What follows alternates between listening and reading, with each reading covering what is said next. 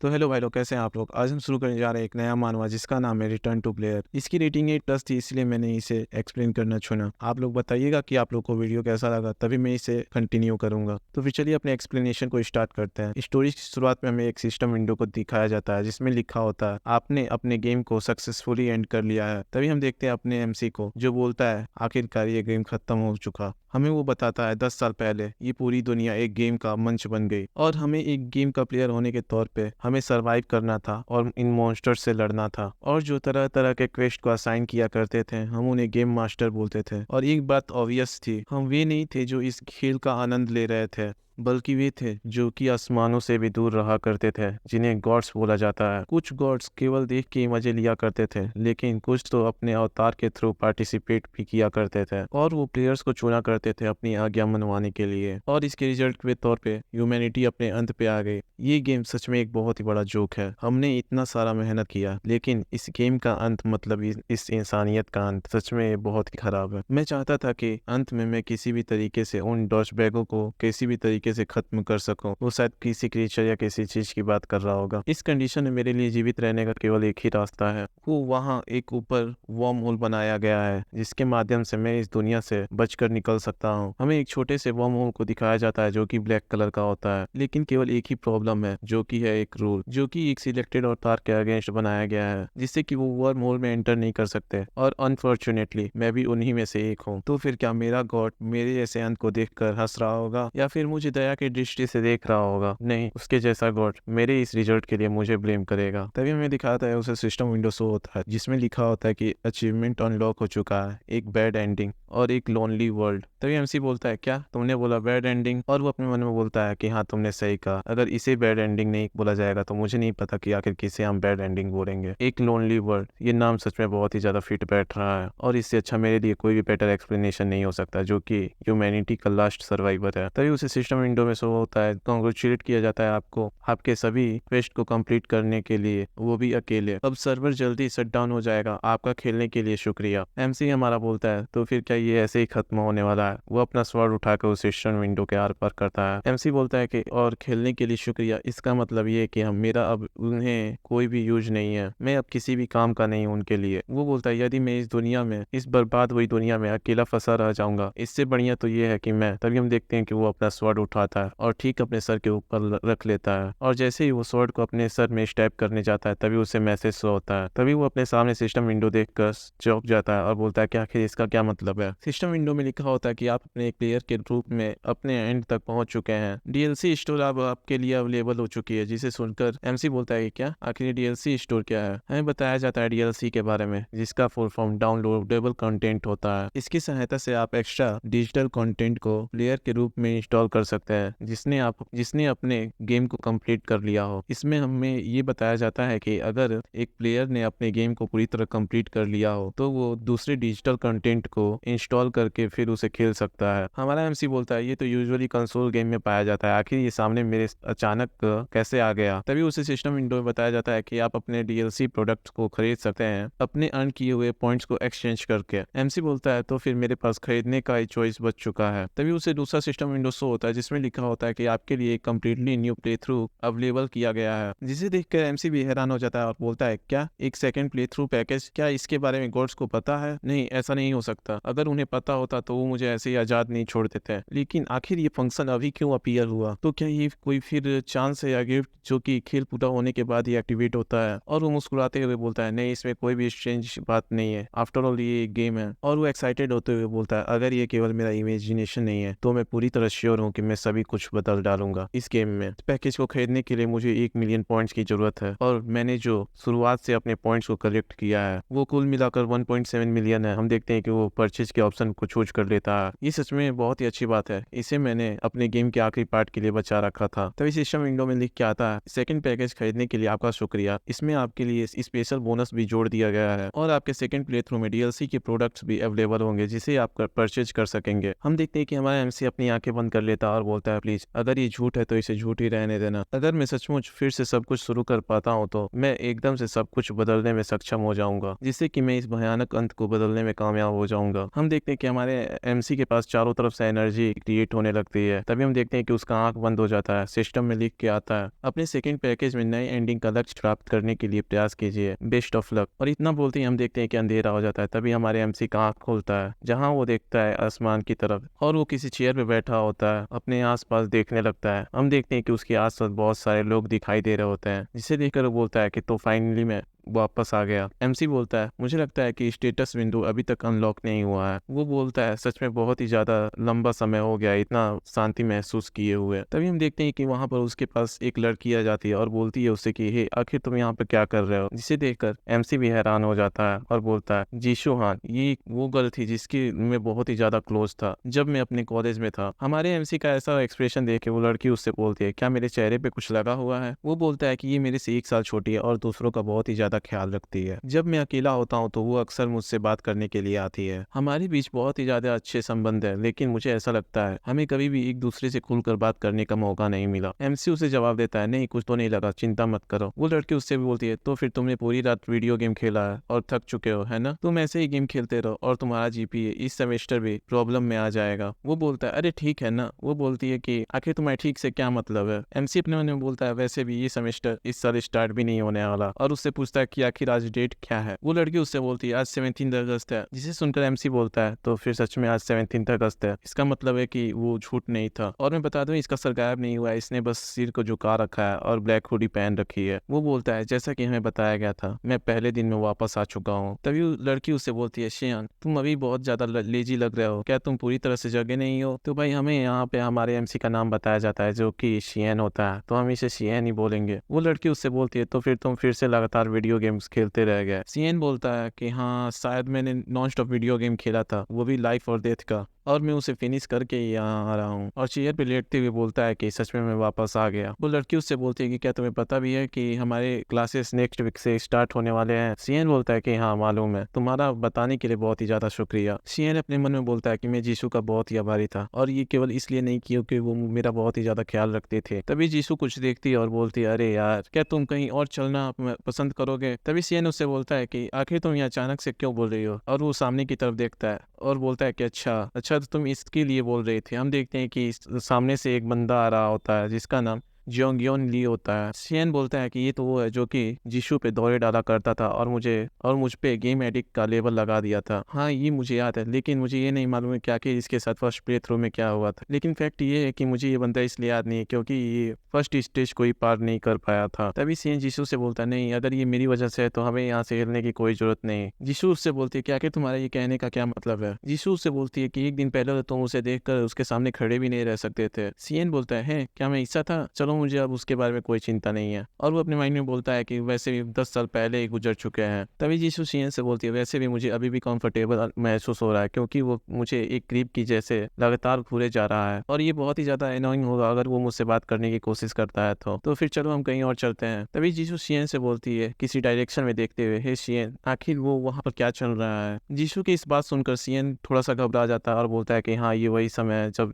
सब कुछ स्टार्ट हुआ था। इसकी यही बात बोलते ही ऐसे ही 10 साल पहले हम एक दूसरे से बात कर रहे थे। तब जीशु ने किसी तरह इशारा किया और बोला आखिर वहाँ पर क्या चल रहा है, मुझे लगता है कि वहाँ पर कोई मूवी का शूटिंग कर रहा है। सीएन बोलता है कि हाँ ये ठीक वैसे ही जैसा 10 साल पहले हुआ था। हम देखते हैं ग्राउंड में से किसी का हाथ निकल रहा होता है और ये सारे गॉब्लिन मॉन्स्टर्स होते हैं। वो सभी बाहर निकलकर बहुत ही तेजी से चिल्लाना चालू कर देते हैं। आसपास के सिविलियन उन्हें देखने लगता है और बोलते हैं क्या आखिर ये सब क्या है, क्या इन सब ने कोई कॉस्ट्यूम पहना या फिर कुछ और, आखिर एक इंसान ऐसे कॉस्ट्यूम में फिट कैसे हो सकता है, क्या ये कोई चाइल्ड एक्टर है। तभी दूसरा बोलता है वाह क्या वो सभी फिल्म को शूट कर रहे हैं। हम देखते हैं कि ऐसे ही बाकी सारे सिविलियंस अपनी अपनी राय दे रहे होते हैं और इधर सभी गॉब्लिन्स उन्हें देखकर बहुत ही जोर जोर से चिल्ला रहे होते हैं। तभी जीशु शियन से बोलती है शियन चलो हम भी वहां पर जाके देखते हैं। तभी शियन जीशु से बोलता है रुको और थोड़ा इंतजार करो। जीशु बोलती है आखिर क्या। शियन अपने मन में बोलता है मैंने ऐसे जीशु को फॉलो किया था 10 साल पहले और उन मॉन्स्टर को देखने चला गया था। तभी वो उससे बोलता है गंभीर आवाज में कि तुम यहीं पे बस रुकी रहो, बस थोड़ी देर के लिए और। तभी हम देखते हैं वो सभी गॉब्लिन के पास सभी सिविलियंस जाकर गैदर होना चालू हो जाते हैं। जीसू उससे बोलती है आखिर तुम्हारे कहने का क्या मतलब। तभी उतने में हम देखते हैं कोई बंदा आवाज लगाता है और बोलता है चिल्लाते हुए कि किसी को स्टेप कर दिया गया है। हम देखते हैं उन सभी गॉब्लिन मॉन्स्टर को जो कि सभी सिविलियंस को मारे जा रहे होते हैं और उन सभी गैदर हुए लोगों को मारकर बहुत ही ज्यादा हंसने लगते हैं। जीसू सियन से बोलती है कि आखिर वो सब क्या है, क्या वो सभी रियल मॉन्स्टर्स हैं। दूसरी तरफ हम देखते हैं सभी गॉब्लिन जो कि बहुत ही बेरहमी से सिविलियंस को मारे जा रहे होते हैं। कोई तो कुचल दे रहा होता है, कोई उन्हें स्टैब कर दे रहा होता है और किसी किसी का तो शरीर उखाड़ दे रहे होते हैं। तभी हम देखते हैं सियन जीसू का हाथ पकड़ लेता है और बोलता है चलो हम यहाँ से निकलते हैं। तभी जीसू से बोलती है जरा उधर देखो सियन। हम देखते हैं गॉब्लिन मनुष्य को जो कि ठीक उन्हीं के सामने जंप कर दिया होता है। सियन अपने मन में सोच रहा था उस समय में बहुत ही ज्यादा कावर्ड और वीकलिंग था। तभी हम देखते हैं उस गॉब्लिन मॉन्स्टर को जो कि अटैक करने के लिए रेडी होता है। तभी हम देखते हैं कि जीसू ठीक सियन के सामने आकर खड़ी हो जाती है उसे प्रोटेक्ट करने के लिए। सियन बोलता है और इसी तरह मैं जीसू के पीछे केवल फ्रीज होकर रह गया जबकि उसका वार्म ब्लड मेरे पूरे शरीर पे आकर लग रहा था। 10 साल पहले मैंने जीसू को पीछे छोड़ दिया था और अपना जान बचाने के लिए वहां से भाग गया था। वो बोलता है सच में ये बहुत ही ज्यादा पैथेटिक था। तभी सियन को सिस्टम विंडो शो होता है जिसमें लिखा होता है कि आपका सेकंड प्ले थ्रू स्टार्ट होने वाला है। इसके लॉन्च होने से पहले ही आपकी सेटिंग सिंक्रोनाइज हो जाएगी। वो सिस्टम को स्लाइड करते हुए बोलता है लेकिन अब मैं वो प्लेयर हूँ जिसने दुनिया के अंत को देखा है। अब चीजें 10 साल पहले वाले से अलग होने वाली है। हम देखते हैं कि वो अपना फिस्ट बनाते हुए अटैक करने के लिए उस गॉब्लिन के पास चला जाता है। तभी हम देखते हैं उस गॉब्लिन को जो कि वो भी घबरा चुका होता है लेकिन फिर भी वो अपने अटैक को उस पे लैंड कर देता है जिसे सियन डॉज कर लेता है और एक जोर से पंच उसके फेस पे मार देता है और बोलता है कि मैं अब चीजों को वैसा नहीं होने दूंगा जैसा पहले था। हम देखते हैं कि वो गॉब्लिन के डैगर कोई उसके गले में डाल देता है, मतलब स्टेप कर देता है। तभी हम देखते हैं कि उसे सिस्टम विंडो शो होता है। तब उसमें लिखा होता है कि न्यू रिकॉर्ड, आप पहले हैं गॉब्लिन को किल करने वाले अपने इस स्टेज पे। डीएलसी के प्रोडक्ट्स परचेज करने के लिए अवेलेबल है और तुम्हारे फर्स्ट प्ले थ्रू का बचा हुआ बोनस ट्रांसफर किया जा रहा है। और दूसरे सिस्टम विंडो में लिख के आता है कि फोरम्स में आपका एक्सेस ग्रांट हो चुका है और ये सर्विस आपके सिंक्रोनाइजेशन कंप्लीट होते ही मिल जाएगी। तभी उसे दूसरा मैसेज शो होता है जिसमें लिखा होता है कि आप कांग्रेचुलेशन, आपका सेकंड प्ले थ्रू अब से स्टार्ट होता है, सिंक्रोनाइजेशन कंप्लीट हो चुका है। सियन बोलता है कि अब वही सेम रूल इस वर्ल्ड पे भी अप्लाई होने वाला है जो कि एक गेम में बदल चुका है। हम देखते हैं कि वो गॉब्लिन्स को मारकर स्ट्रेचिंग कर रहा होता है। तभी उसे दूसरा नोटिफिकेशन आता है जिसमें लिखा होता है कि गॉब्लिन को मारने के लिए आपको 300 पॉइंट्स दिया जा रहा है और ये पॉइंट आपके प्रीवियस प्ले थ्रू के पॉइंट में जुड़ जाएगा। सियन बोलता है चूंकि मेरे पास 700,000 पॉइंट्स है जो कि मुझे अपने फर्स्ट प्ले थ्रू से मिले हैं। तभी वो किसी और चीज को देखता है और बोलता है अनबिलीवेबल और उसके हाथ कांपने लगते हैं। वो बोलता है कि एक न्यूबी के कंपेयर में मेरे पास एक एक्सक्लूसिव एक्सेस है पी टू विन आइटम्स। हमें सिस्टम विंडो में उसका नाम दिखाया जाता है और उसका पॉइंट बैलेंस दिखाया जाता है जो कि 700,000 प्लस पॉइंट्स होते हैं। सिर्फ होता है हम तभी देखते हैं कोई आई बॉल जैसी दिख रही चीजें उसी ग्राउंड की तरफ आ रही होती है और वो उसमें से आवाज आती है ग्रीटिंग्स, आप सभी को गेम ऑफ गॉड्स में इनवाइट किया गया है और आज से आपको प्लेयर बनना है और सभी मेन क्वेस्ट को कंप्लीट करना है और जो उसे पूरा नहीं करेगा उसे पनिशमेंट मिलेगा। और अधिक जानकारी के लिए प्लीज प्लेयर इन्फॉर्मेशन देखें। हम देखते हैं इधर सभी सिविलियन को जो कि उसे देखकर बहुत ही ज्यादा चौंके हुए होते हैं और बोलते हैं क्या कि उसके कहने का क्या मतलब है। दूसरा बोलता है क्या ये गेम है। सीएन अपने मन में बोलता है हाँ, आफ्टर ऑल ये गेम उन गॉड्स के लिए तो बना है। अगर मैं अपने स्टेट्स और गियर को सडनली अपग्रेड करता हूँ तो मैं उनकी नजर में आ जाऊंगा। मुझे अब बहुत ही ज्यादा केयरफुल रहना होगा। उन सब ने हम पर नजर रखना चालू कर दिया है। हमें इन आईबॉल्स के बारे में बताया जाता है जिन्हें ऑब्जर्वर कहा जाता है और ये सभी गॉड्स की आंखें हैं। इनका अपीयरेंस इनके यूजर और इनके पर्पस पे डिपेंड करता है लेकिन जनरली एक जैसे ही दिखते हैं। यदि ये मुझ पे संदेह करने लगे तो ये मेरे क्वेस्ट लेवल के डिफिकल्टी को अफेक्ट करेगा। वो हमें इतनी आसानी से छोड़ने वालों में से नहीं है, वो सभी गेम को और भी ज्यादा कठिन बना देंगे। तभी हम देखते हैं सीएन के पीछे से एक गॉब्लिन मॉन्स्टर उस पर अटैक करने के लिए आ रहा होता है। हम देखते हैं सीएन को जो कि ठीक उसका गला पकड़ लेता है। वो बोलता है कि बेहतर होगा कि मैं ऐसे काम करने से बचूं जिससे कि मैं उनके नजर में ना आऊं। तभी हम देखते हैं कि वो एक गॉब्लिन को उठाकर उससे लड़ने का नाटक करने लगता है जिससे कि ऑब्जर्वर को लगे कि वो बहुत ही ज्यादा स्ट्रगल कर रहा है। वो अपने मन में बोलता है कि क्या इतना काफी होगा उन्हें दिखाने के लिए कि मैं इस गॉब्लिन के अगेंस्ट में बहुत ही ज्यादा स्ट्रगल कर रहा हूँ। और हमें तो दिख ही रहा होता है कि आखिर वो कितना स्ट्रगल कर रहा है। तभी जीसू सीएन को आवाज लगाती है सीएन उसकी तरफ देख। वो बोलती है कि ये बहुत ही ज्यादा हार्ड है लेकिन अब मुझे सब कुछ समझ आने लगा है। ऐसा कोई रास्ता नहीं है जिससे कि वो सभी मॉन्स्टर रियलिटी में आ जाए। और इसके अलावा ये सभी नोटिफिकेशन और मेरे दिमाग में ये सभी अजीब आवाजें, इसका मतलब ये है कि रियलिटी अब नहीं रही जिसे हम जाना करते हैं। सीएन बोलता है कि हाँ, यही बात हो सकती है। तुमने कभी भी ऐसे नोटिफिकेशन और मैसेज को रियल लाइफ में नहीं देखा होगा। जीसू बोलते हैं कि हाँ, तुमने सही कहा। तभी हम देखते देखते हैं कि सीन थोड़ा सा फनी हो जाता है और बोलता है सीएन कि तुम बहुत ही ज्यादा शांत हो। जीसू उससे बोलती है कि हाँ, मैं भी तुमसे यही पूछना चाहते थे कि आखिर तुम इतने शांत क्यों हो और आखिर तुम ये इन मॉन्स्टर से छुटकारा कैसे पाओगे। तभी हम देखते हैं कि उन सभी को कॉलेज से निकलने का एक मेन क्वेस्ट आ जाता है, जिसमें उन सभी को 2 दिनों के अंदर ही उस कॉलेज कैंपस से निकलना है और इसका डिफिकल्टी लेवल ई होता है। और बताया जाता है कि बहुत बड़ी संख्या में गॉब्लिन मॉन्स्टर अभी स्टार्ट करना चालू करेंगे, सॉरी अटैक करना चालू करेंगे। तुम्हें उन्हें डिफीट करना है या फिर अवॉइड करना है और सक्सेसफुली इस कैंपस से निकलना है, और रिवॉर्ड्स प्लेयर के अचीवमेंट्स पे डिपेंड करेगा। तो फिर सभी पार्टिसिपेंट्स को इनकरेज किया जाता है। सीएन अपने मन में बोलता है ई लेवल का डिफिकल्टी और 2 दिनों का लिमिट, ये तो सच में बहुत ही ज्यादा पीस ऑफ केक वाली बात हो जाएगी। तब वो जीसू से बोलता है इन सभी बातों को हम बाद में के लिए बचा के रखते हैं, पहले हम इनसे निपट लेते हैं। तभी हम देखते हैं गॉब्लिन मॉन्स्टर को जो कि लार्ज नंबर में अटैक करना चालू कर देते हैं। सीएन जीसू का हाथ पकड़ता है और वहां से भागने लगता है। हम देखते हैं पीछे की तरफ जो कि जहां पर बहुत सारे स्टूडेंट खड़े होते हैं और सडन अटैक देखकर वो बहुत ही ज्यादा हैरान हो जाते हैं। हम देखते हैं सभी गॉब्लिन सभी स्टूडेंट्स को मारना चालू कर देते हैं। हम देखते हैं कि वो दोनों कहीं भागते भागते आकर रुक जाते हैं। तभी जीसू उससे बोलती है कि आखिर बाकी सबके बारे में क्या। सीएन उससे बोलता है कि ये सब ठीक है। वो बोलती है कि क्या। सीएन उससे बोलता है कि यहाँ पर अभी उतनी ज्यादा कैजुअलिटीज नहीं है। एक गॉब्लिन एक पूरी तरह जवान इंसान जितना स्ट्रांग होता है, जब लोग अपना ग्रुप बनाना स्टार्ट करेंगे तब चीजें अपने आप ही शांत होने लगेंगी। और वो अपने मन में बोलता है जब तक कि वो हॉब गॉब्लिन वापस ना आ जाए। वो बोलता है कि मुझे याद है कि वो यहीं कहीं है। तभी हम देखते हैं कि वो किसी सेफ जोन के पास आ चुके होते हैं। सीएन बोलता है कि मुझे मालूम ही था। जीसू बोलती है क्या सेफ जोन। तभी हमें उसे सिस्टम विंडो पे दिखाई देता है जहाँ पे लिखा होता है कि आप लोगों ने सेफ जोन पर एंटर कर लिया है। सीएन बोलता है कि मैं अपने फर्स्ट प्लेथ्रू में बहुत ही ज्यादा कमजोर था और रोते गाते हुए अपने प्योर लक के बदौलत यहाँ तक पहुंचा था। सीएन जीसू से बोलता है आखिर तुम्हें क्या लगता है कि आखिर ये कौन सी जगह है। अगर ये गेम है तो यहाँ पे कोई ना कोई ऐसा सेफ एरिया जरूर होता है जहाँ पर कोई भी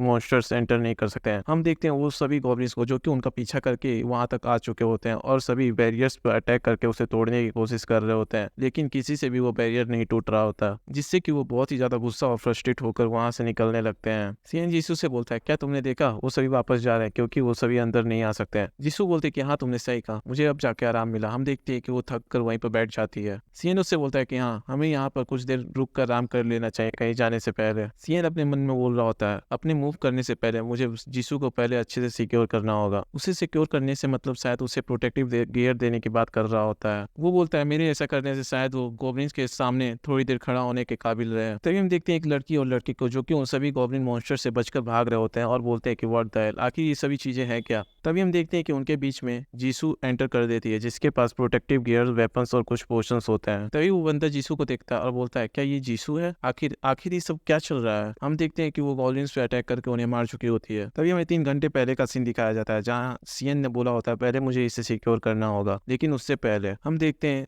जीसू को जो कि बहुत ही ज्यादा घबरा रही होती है और बोलती है सीएन से आखिर तुमने इस जगह को ढूंढा कैसे। मुझे लगता है कि शायद कोई ना कोई यहाँ पे रेस्क्यू टीम जरूरी होगी, लेकिन यार मेरा फोन तो काम ही नहीं कर रहा। सीएन बोलता है कि यहाँ पे कुछ हाक है जो कि हमें ही लगातार देखी जा रही हैं। गॉड सभी प्लेयर्स को मॉनिटर कर रहे हैं अपने ऑब्जर्वर्स के थ्रू, केवल एक ही रीजन की वजह से, वो है एंटरटेनमेंट। गॉड्स अपने फेवरेट अवतार को चूज करते हैं और उन्हें उनका क्वेस्ट कंप्लीट करते हुए देखते हैं और ऐसे ही वो गेम को एंजॉय करते हैं। और जीएम जिसे गेम मास्टर कहा जाता है वो सर्वर को मैनेज करता है और सभी को क्वेस्ट असाइन करता है। ये अर्काटस का प्राइवेट ऑब्जर्वर है जो कि कोरिया का जीएम है। हम देखते हैं कि वो ऑब्जर्वर आई बहुत ही तेजी से घूम रहा होता है और वो बहुत ही ज्यादा शाइन करने लगता है। तभी हम देखते हैं कि सीएन जमीन पर लेट जाता है। जीसू उससे बोलती है सीएन आखिर तुम क्या करने की कोशिश कर रहे हो। सीएन बोलता है कि आखिर ये यहाँ से जाता क्यों नहीं है। हम देखते हैं ऑब्जर्वर को जो कि उसे कुछ इंटरेस्टिंग लग नहीं रहा होता है और वो वहाँ सीएन बोलता है कि वो केवल आधे घंटे तक रुका रहा, कितना इम्पेशेंट है। यही वजह है कि अर्काटस टॉप टियर का जीएम नहीं बन पाया। उसके अंदर थोड़ा सा पेशेंट नाम की चीज नहीं है, लेकिन ये मेरे लिए ठीक है। वो बोलता है तो क्या फिर मुझे अपने डीएलसी स्टोर को चेक करना चाहिए। तभी हम देखते हैं कि अपने सिस्टम को ओपन करता है जिससे बहुत ही तेज लाइट निकलने लगती है, जिसे देखकर सीएन भी बहुत ही ज्यादा घबरा जाता है और डर जाता है और वो अपने आसपास देखने लगता है और बोलता है कि अरे यार मैं तो बहुत ही ज्यादा सरप्राइज हो चुका था। ऐसा लगता है कि इसे केवल मैं ही देख सकता हूँ। अगर जीसू को देखा जाए तो वो उस ब्राइट लाइट पर कि कोई भी रिएक्ट नहीं की। तभी वो सिस्टम विंडो की तरफ देखता है और बोलता है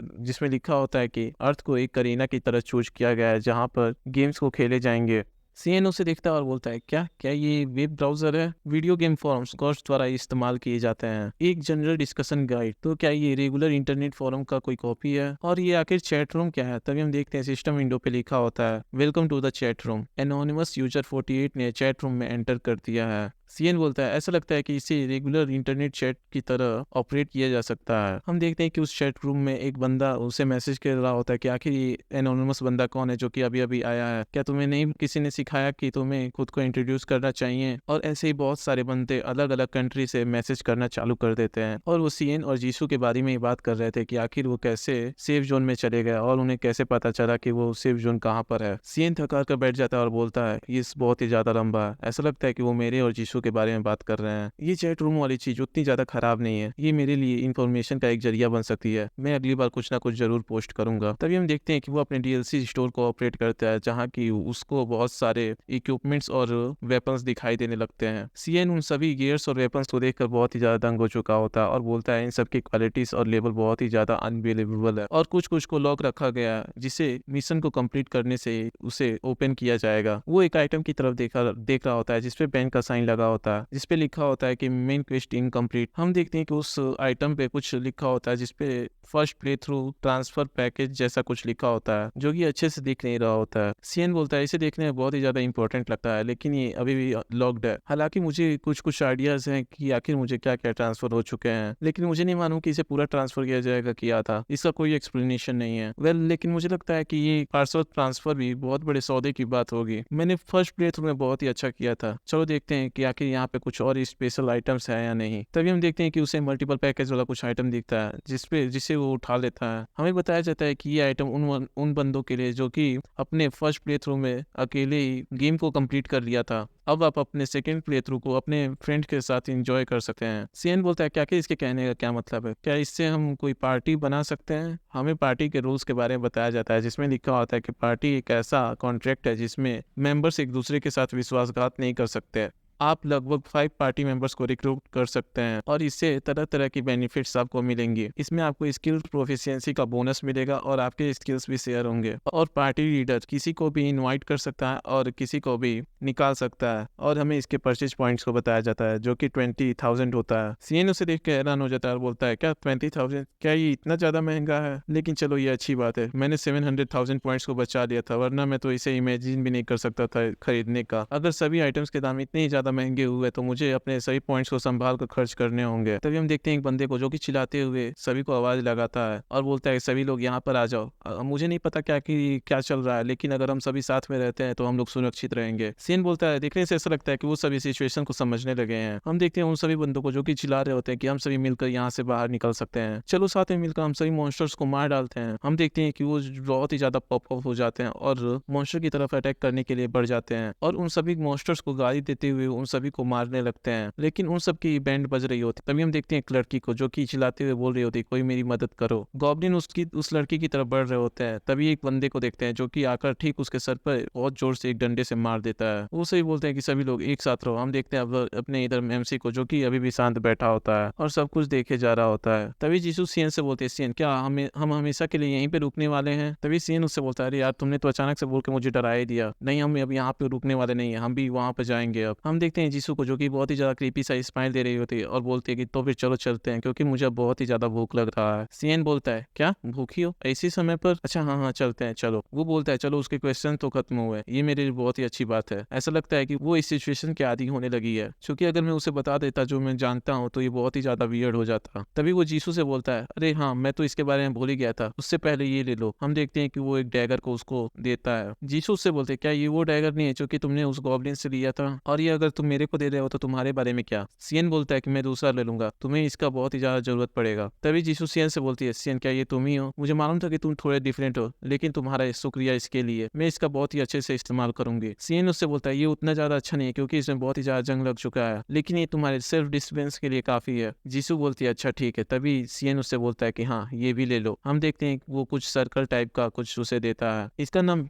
VIP ब्रूच होता है, जिससे कि वो बहुत ही जल्दी रिकवर कर जाएगी और उसके पॉइंट्स 20% से इंक्रीज हो जाएंगे। जिससे वो बोलती है अरे हाँ मुझे मालूम है ये किसी तरीके से किसी गेम का आइटम है ना, आखिर तुम्हें ये कहाँ से मिला। सीएन उससे बोलता है वेल जब मैंने डिफीट किया था गॉब्लिन को तब मुझे उसके ड्रॉप आइटम से मिला, आखिर तुम्हें कैसे पता कि ये एक आइटम है। जीसू उससे बोलती है कि तुम ऐसे सिचुएशन में मुझे कुछ नॉर्मल एक्सेसरी तो दोगे नहीं, और तुम्हारे लिए बहुत ही ज्यादा स्ट्रेंज बात है कि तुम एक रेगुलर ब्रूच को ओन करो और तुम तो वीडियो गेम के आइटम के बारे में कहीं भूलते नहीं। सीएन बोलता है कि ऐसी छोटी सी चीज को खरीदने के लिए 10,000 पॉइंट्स लगते हैं और मैंने भी एक लिया है, तो ये कुल मिलाकर 20,000 की बर्बादी हो गई। ये DLC स्टोर रेगुलर स्टोर से बहुत ही ज्यादा डिफरेंट है। इसके आइटम्स बहुत ही ज्यादा प्राइसी हैं, लेकिन ये बहुत ही ज्यादा यूजफुल भी होते हैं और ऐसे ही कुछ बेफालतू की बातें बकने लगता है जो कि बहुत ही लंबी होती है। हम आगे की स्टोरी को कंटिन्यू करते हैं। हम देखते हैं कि वो सेफ जोन से बाहर निकल चुके होते हैं। तभी हम देखते हैं सीएन को, जो कि आसपास का जायजा ले रहा होता है और जीसू से बोलता है कि तुम पहले अपने डिफेंस पे ध्यान देना और चलो चलते हैं। सीन शिफ्ट होता है, हम देखते हैं किसी रूम का सीन जहाँ बहुत सारे बंदे बैठे होते हैं। तभी एक बंदा बोलता है वो ह्यूमंस बहुत ही ज्यादा फैसिनेटिंग है, वहाँ पर सब कुछ मिस हो चुका है। मेरे एरिया के प्लेयर्स भगवान को प्रे करते हुए मर गए, जिसकी वजह से पूरा मजा किरकिरा हो चुका है। तभी दूसरा बंदा बोलता है मेरे एरिया के तो लोग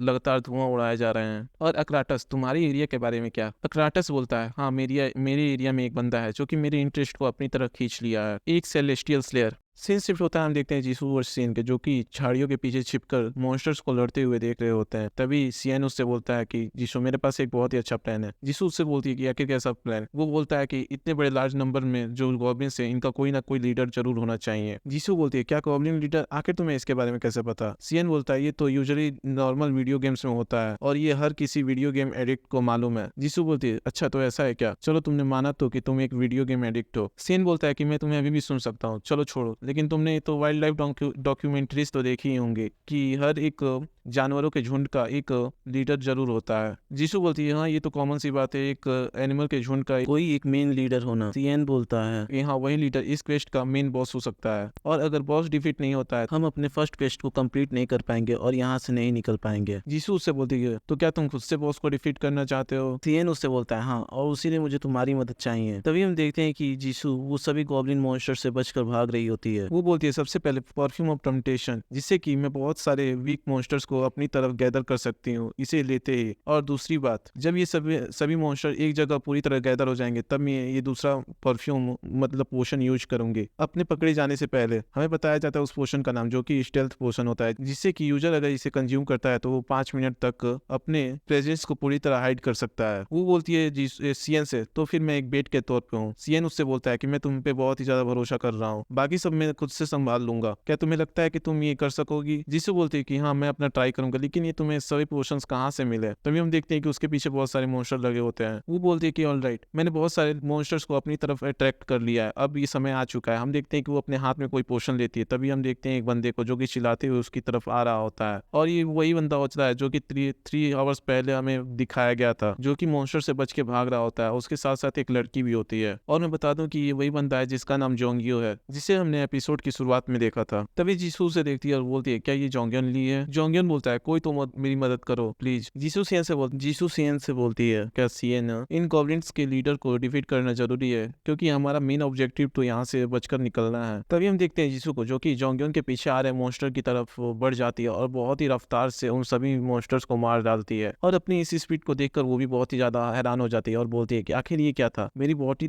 तो बहुत ही ज्यादा लाइट फील हो रही है। जिसे देखकर जोंगियन भी बहुत ही ज्यादा घबरा चुका होता है और बोलता है आखिर ये क्या बकवास है जीसू, आखिर तुमने वो कैसे किया? जीसू उसकी आवाज सुनकर बहुत ही ज्यादा गुस्सा करने लगती है और बड़े ही डरावने अंदाज से जोंगियन से बोलती है हे एक्सक्यूज मी, क्या तुम्हें मुझसे पहले धन्यवाद नहीं बोलना चाहिए? तभी उसे कुछ महसूस होता है और बोलती है क्या? मैं सडनली अपने ब्रेथ को खो रही थी, मुझे पहले खुद को शांत करना होगा, मैं अपने रगों में खून बहता हुआ महसूस कर सकती हूँ। आखिर ये सभी कुछ अचानक से क्या हो रहा है? लेकिन छोड़ो, मुझे अभी इस काम में देर नहीं करना चाहिए। हम देखते हैं कि वो अपने हाथ में पोशन पकड़ी हुई होती है और वो उसे तोड़ देती है। वो बोलती है कि मुझे इन गॉब्लिन्स को सीएन तक नहीं पहुंचने देना है, मैं इन्हें यहाँ से जाने से रोक कर ही रहूंगी। सीएन शिफ्ट होता है, हम इधर देखते हैं अपने सीएन को, जो कि किसी और जगह पे आ चुका होता है और बोलता है मुझे बहुत ही ज्यादा आश्चर्य है कि जीसू आखिर कैसा कर रही होगी। हम देखते हैं कि उसके सामने बहुत ही बड़ा गॉब्लिन होता है और यही इस क्वेस्ट का हिडन बॉस होता है। सीएन उसके पास जाता है और बोलता है हे तुम्हें देखे तो बहुत ही ज्यादा समय हो गया, लगभग 10 साल। हम देखते हैं उस गॉब्लिन मॉन्स्टर को, जो कि बिना कोई रिएक्ट किए और जवाब दिए वो जीसू पे सीएन पे अटैक कर देता है, जिसे सीएन बहुत ही आसानी से डॉज कर लेता है। वो बोलता है कि बिना कुछ बोले पहले स्ट्राइक करना, लगता है कि मुझे तुम्हें ज्वाइन करना पड़ेगा। वो अपने एजिलिटी में 20 पॉइंट्स ऐड कर लेता है, जिससे कि उसकी एजिलिटी बहुत ही ज्यादा तेज हो जाती है। वो बहुत ही एक लंबा जंप मारता है और नीचे ये गॉब्लिन मॉन्स्टर इधर उधर सीएन को ढूंढने जा रहा होता है। तभी हम देखते हैं ऊपर से आता है सीएन और ठीक उसके सर पर बहुत जोर से मारता है और अपना एक पंच बनाते हुए ठीक उसके आंखों में मार देता है, जिससे उस गॉब्लिन को बहुत ही ज्यादा दर्द होने लगता है, जिससे कि वो बहुत ही ज्यादा चिल्लाने लगता है। सीएन बोलता है कि बहुत सारे लोग तुम्हारे उस स्वॉर्ड से मारे जा चुके हैं, लेकिन इस बार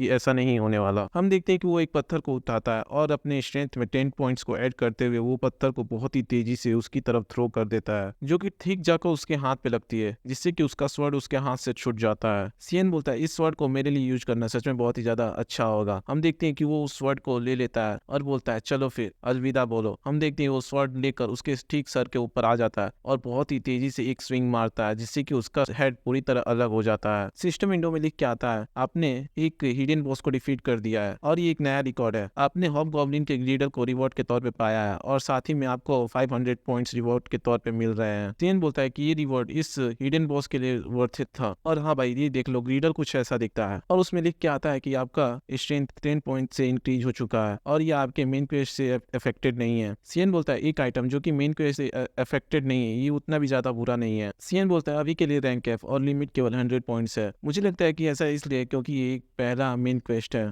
मुझे लगता है कि मैं अपने स्टेट्स को बाद में बढ़ा दूंगा जब मुझे उन सब की जरूरत होगी। वो गॉड जल्दी हिडन बॉस के डेथ के बारे में पता लगा लेगी। मुझे जल्दी करना होगा और ऑब्जर्वर के यहाँ पहुंचने से पहले मुझे यहाँ से निकलना होगा।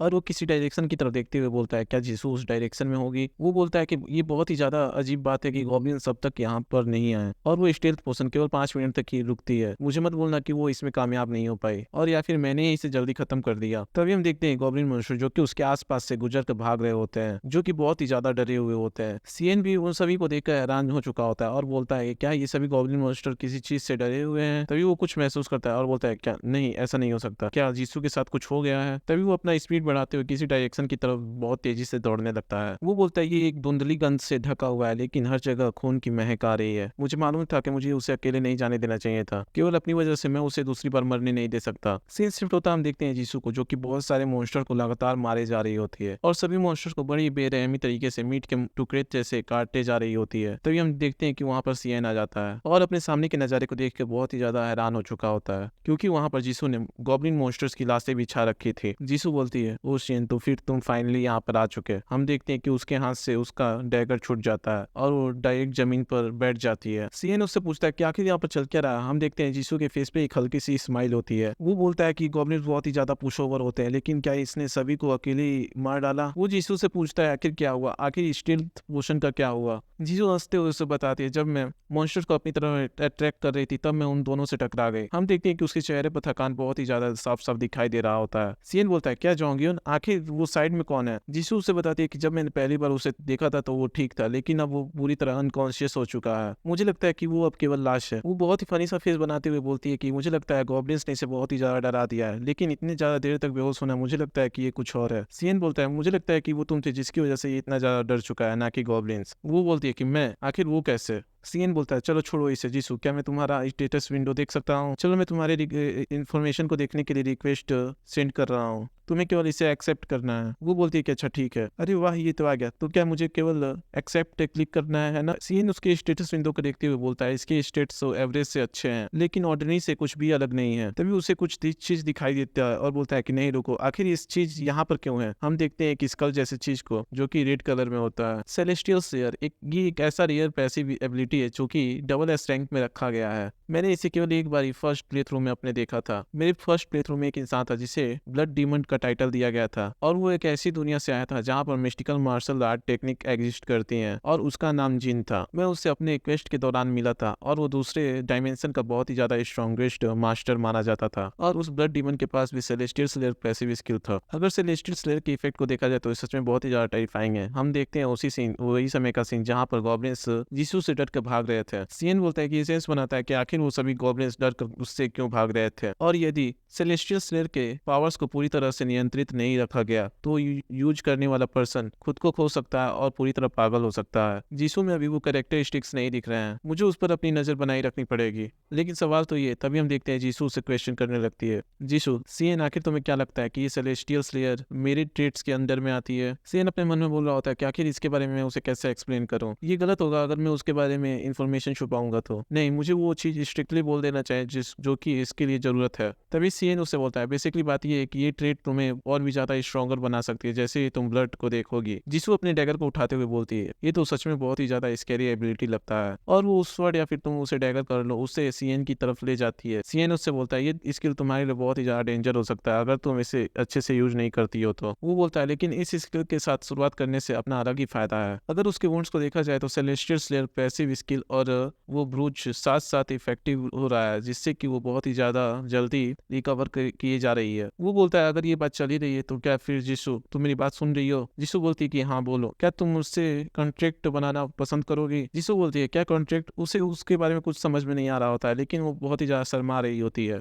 सीएन उसे बोलता है नहीं नहीं इसे गलत मत समझो, मेरा मतलब एक पार्टी को फॉर्म करने से है। आखिर तुम्हारा चेहरा इतना लाल क्यों हो चुका है? जिसू बोलती है ओह तो तुम्हारा मतलब पार्टी से है, मैंने पहले ही पार्टी के साथ खेला है वीडियो गेम्स में। वो बोलता है कि हाँ उन आरपीजी गेम्स में कुछ ऐसा ही होता है। जिसू बोलती है कि हाँ मुझे भी वो पसंद है। सीएन बोलता है अच्छा फिर है तो चलो हम पैकेज को परचेज करते हैं। हम देखते हैं कि उसके हाथ में एक बॉक्स जैसा आ जाता है, और जब सीएन ने उस कॉन्ट्रैक्ट रूल को पढ़ा था तो उसमें एबिलिटी शेयरिंग के बारे में भी कुछ लिखा था जिससे देखकर वो और भी ज्यादा हैरान हो जाता है और बोलता है कि ऐसा लगता है कि मैं अपने प्रीवियस प्ले थ्रू से और भी ज्यादा स्ट्रॉन्गर हो सकता हूँ इस लाइफ में। वो जीसू को एक पार्टी के तौर पे इनवाइट कर देता है। जीसू बोलती है तो एक नोटिफिकेशन पॉपअप हुआ है जिसपे मुझे केवल एक्सेप्ट पे क्लिक करना है ना? तो फिर चलो मैं तुम पे भरोसा करती हूँ। सीएन बोलता है हाँ ये कुछ भी हार्मफुल चीज नहीं है, तुम्हें चिंता करने की कोई जरूरत नहीं। तभी सीएन को मैसेज शो होता है और उसमें लिखा होता है कि अपने फर्स्ट पार्टी मेंबर को एक्सेप्ट कर लिया है, तो क्या अपने एबिलिटी शेयरिंग को टर्न ऑन करना चाहेंगे? सीएन बोलता है कि हाँ। तभी उसे मैसेज आता है आपके पास अभी कोई भी करेंट एबिलिटीज नहीं है जो कि आप शेयर कर सके। सीएन बोलता है तो क्या मुझे भी एबिलिटीज की जरूरत पड़ने वाली है शेयर करने के लिए? वो बोलता है ऐसा लगता है कि एक छोटे से एक्सचेंज जैसा है जिससे कि हम एक दूसरे के स्किल्स को यूज कर सकते हैं। हाँ एक एबिलिटी है जो कि इसके लिए बहुत ही ज्यादा परफेक्ट रहेगी लेकिन उसे लेने में बहुत ही ज्यादा समय लगने वाला है, तो अभी मैं इसे बात के लिए छोड़ रहा हूँ। ये बहुत ही ज्यादा कन्वीनियंट होगा लेकिन इतना जल्दी सेलेस्टियल स्लेयर को लेना सही नहीं रहेगा। तभी हमें दिखाते हैं आसमान में जो कि ऑब्जर्वर आ चुके होते हैं। सीएन बोलता है ऐसा लगता है कि वो सभी पहुंच चुके हैं। ये अच्छी बात है कि उन्होंने मुझे हॉबगॉब्लिन को इतनी आसानी से संभालते नहीं देखा,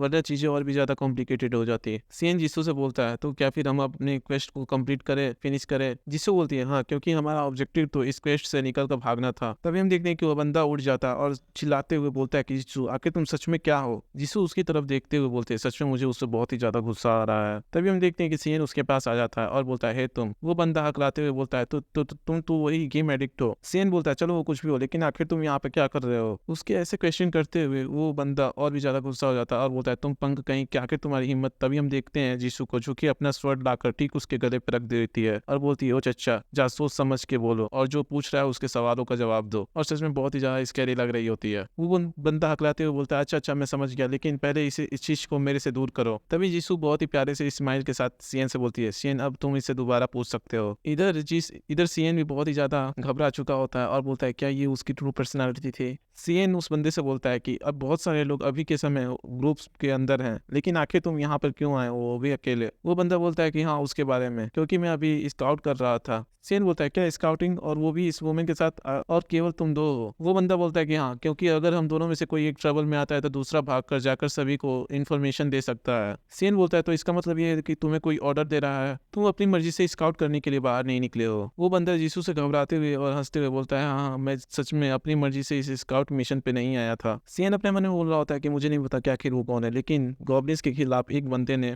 सभी लोगों को एक साथ गैदर किया और वह ऐसे पैनिक की स्टेट में इतने सारे लोगों को लीड कर सकता है तो उसके पास जरूरी शार्प माइंड और गुड लीडरशिप स्किल होगा। फिर भी ये मानते हुए कि फर्स्ट प्ले थ्रू में सभी का सफाया हो गया था, सही विकल्प इस समय यही होगा कि उनसे सामना करने के बजाय उनसे दूर भागना सही रहेगा। तभी सीएन उस बंदे से बोलता है जियोंग्योन चलो फिर तो मुझे अपने लीडर के पास लेके चलो और सभी लोगों को एक साथ गैदर करो। जियोंग्योन बोलता है आखिर तुम उससे मिलना क्यों चाहते हो? सीएन बोलता है तुम्हें केवल मुझे बस वहां पर ले जाने की चिंता होनी चाहिए। जियोंग्योन बोलता है तो क्या तुम इसके लिए सीरियस हो? और वो गुस्सा करते हुए बोलता है कि तुम्हें आखिर क्या लगता है कि तुम कौन हो और आखिर कब से तुम मुझे ऐसे ऑर्डर देने लगे? उसके इतना बोलते हम देखते हैं कि उसके पीछे से एक बहुत ही बड़ा गॉब्लिन आने लगता है और उस पर अटैक करने वाला होता है। तभी हम देखते हैं सीएन उसे पकड़ देता है और उसके हाथों को इतना जोर से दबाता है कि उसके हाथ भी टूट जाते हैं और उसके हाथ से ब्लड निकलने लगते हैं। हम देखते हैं कि वो उसे जमीन पर पटक कर बहुत ही बेरहमी से मारने लगता है, जिसे देख कर जोंग ह्योन भी बहुत ही ज्यादा डर चुका होता है। सीएन जोंगयोन से बोलता है गॉब्लिंग्स के पास एक बहुत ही ज्यादा अजीब कैरेक्टरिस्टिक्स है, तुम किसी भी सिचुएशन में देख सकते हो वो पहले सबसे कमजोर को ही मारते हैं। और वो उसे डराते हुए बोलता है तो क्या तुम मुझे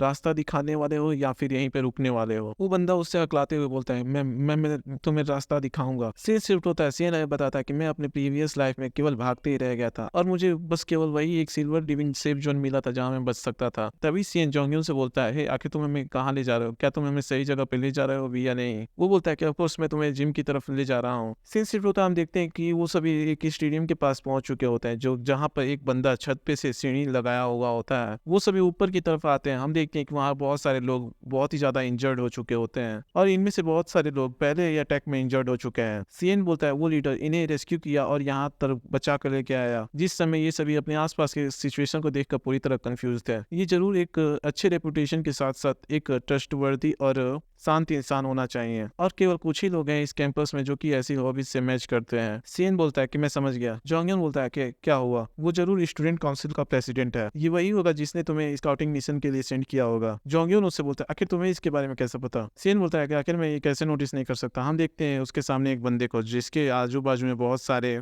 ऑब्जर्विंग आई घूम रहे होते हैं। वो बोलता है कि ये स्टूडेंट काउंसिल का प्रेसिडेंट होंगयोन, हम इसे केवल यून ही बोलेंगे। वो बोलता है कि ये बहुत ही ज्यादा स्मार्ट और गुड लुकिंग है और चूंकि वो एक लीडर साबित हो चुका है तो गॉड्स निश्चित रूप से अपना ध्यान उस पर केंद्रित कर लेंगे। वो एटलीस्ट एक रियर अवतार के लिए कंसीडर तो किया ही जाएगा। हालांकि प्रीवियस लाइफ में वो हॉबगॉब्लिन के हाथों मारा गया था। होंग्युन के यहाँ रहने के आधार पर होंग्युन को यह एहसास नहीं है कि अगर वो स्कूल से नहीं भागता है तो उसकी मौत निश्चित है। अगर दूसरे शब्दों में बोले तो वो अभी किसी का भी अवतार नहीं है। लेकिन इन सभी ऑब्जर्वर्स की संख्या को देखते हुए ऐसा लगता है कि उसे रिक्वेस्ट किया गया होगा। हम देखते हैं यून के आसपास बहुत सारे ऑब्जर्वर आई घूम रहे होते हैं। सीएन बोलता है उसे बहुत ही ज्यादा संदेह है, उसे नहीं पता कि गॉड्स उसके लिए ट्रस्टवर्दी हैं या फिर उसे एक अवतार बनना सही रहेगा। हम देखते हैं यून के सिस्टम विंडो पे जो कि बहुत सारे अवतार के इनविटेशन आए हुए होते हैं उस पे। तभी यून जोंगयोन को देख लेता और बोलता है कि तो तुम फाइनली आ चुके हो, तो फिर क्या ये जीशु है। वो बोलता है तुम सेफ हो, आखिर तुम्हारे साथ क्या हुआ। सीएन यून से बोलता है यून हमें ये ग्रीटिंग सभी बाद में के लिए छोड़ देना चाहिए, हमें पहले जल्द से जल्द यहाँ से निकलने पर ध्यान देना चाहिए। यून बोलता है क्या, और आखिर तुम कौन हो। सीएन बोलता है कि मेरा नाम सीएन किम है। तभी यून बोलता है तो क्या फिर इसके पीछे कोई रीजन है। सीएन उससे बोलता है हाँ क्योंकि लीडर का सीएन उससे बोलता है कि हाँ क्योंकि मॉन्स्टर्स का लीडर मर चुका है। यून भी चौंकते हुए बोलता है क्या लीडर। सीएन उससे बोलता है कि मैं पूरी तरह श्योर हूँ कि तुम्हें कोई नोटिफिकेशन आया होगा जिसमें लिखा होगा कि हॉबगॉब्लिन लीडर डिफीट हो चुका है। अभी उन मॉन्स्टर को कुछ भी समझ में नहीं आ रहा है क्योंकि उनका लीडर सडनली डिसअपियर हो चुका है। यून बोलता है कि हाँ ये सही है, मैंने वैसे नोटिफिकेशन को देखा था। सीएन बोलता है तो हाँ इसीलिए हमें इस कैंपस को जल्द से जल्द छोड़ देना चाहिए क्योंकि हमारा ऑब्जेक्टिव यहाँ से भागने का है, ना कि यहाँ पर सर्वाइव करने का और इवैक्यूएट करने का है। और इतने सारे आंखों के बीच में इस सच को छिपाना बहुत ही ज्यादा मुश्किल है। अगर तुम अपने क्वेस्ट विंडो को खोलते हो तो तुम उसमें टाइम लिमिट को देख सकते हो। हम देखते हैं यून अपने सिस्टम विंडो को खोलता है जिसमें टाइम लिमिट 37 आवर 36 मिनट और 42 सेकंड्स बचे हुए होते हैं। यून बोलता है कि मुझे नहीं मालूम था कि ये चीज भी है। सीएन उससे बोलता है जैसे कि तुम देख सकते हो अब रियलिटी वैसे नहीं रहे जैसे पहले थी, ये ऐसा है कि किसी ने हमें एक गेम में छोड़ दिया है केवल अपने मजे के लिए। यून उससे बोलता है आखिर तुम्हारा किसी से क्या मतलब है, क्या तुम जानते हो इस चीज के बारे में। सीएन बोलता है मैं श्योर नहीं हूँ, मैं बस इस सिचुएशन को देख के अंदाजा ही लगा रहा हूँ। हाँ लेकिन मैं एक बात पे पूरी तरह श्योर हूँ, वो जो कोई भी है वो डेफिनेटली हमारी तरफ से तो एकदम नहीं है। सीएन अपने मन में बोलता है वो खेल के बारे में केवल अभी न्यूबी प्लेयर जितना ही जानता है। इससे ये साबित होता है कि योंग्युन अभी तक कोई भी अवतार नहीं है। मुझे जल्दी से उसे यहाँ से ले जाने के लिए मनाना होगा। अब जब हॉबगॉब्लिन चला गया है तो लोग अब कम मरेंगे, वो गॉड्स अब बोर होना चालू हो चुके हैं। हम नहीं जानते कि आखिर किस तरीका अनएक्सपेक्टेड इवेंट हमारे सामने आ सकता है। एक बार स्थिति जब